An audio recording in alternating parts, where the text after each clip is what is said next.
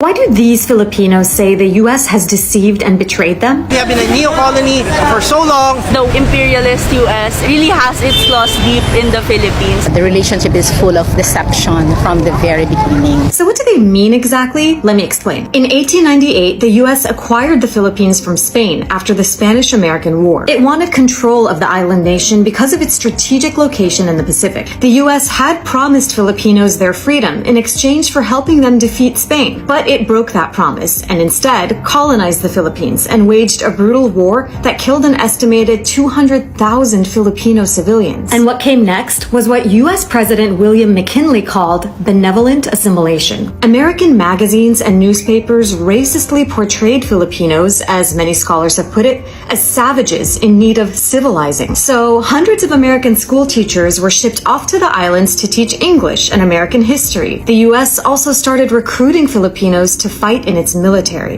250,000 Filipinos enlisted with Americans in World War II and were promised full veterans benefits for their service. But the U.S. broke that promise too and ended up cutting Filipino vets out of those benefits to save money. In 2009, the forgotten vets were finally paid. At that point though, those that were still alive were well into their 80s. But back to the post-war era. The Philippines officially gained its independence on July 4th, 1946. But the U.S. struck a deal to continue to station its military there rent-free. Throughout the 20th century, the U.S. used those bases as launching pads to fight in conflicts like the Korean and Vietnam Wars. And American leaders consistently said how important this partnership was. Now, many Filipinos did tell me they appreciate the economic and military support the U.S. has provided over the decades and said they feel a sense of shared values with the U.S. But others told me this partnership has always been rooted in exploitation. The history of the U.S. military here in our land, they step on our sovereignty, they cause human rights violations. She's referring in part to documented cases of sexual abuse of Filipino women at the hands of U.S. soldiers and at least one murder. And how, after decades of military activity, the environment around the bases was severely contaminated. By the way, the U.S. acknowledged the mess, but said it wasn't their responsibility to clean up.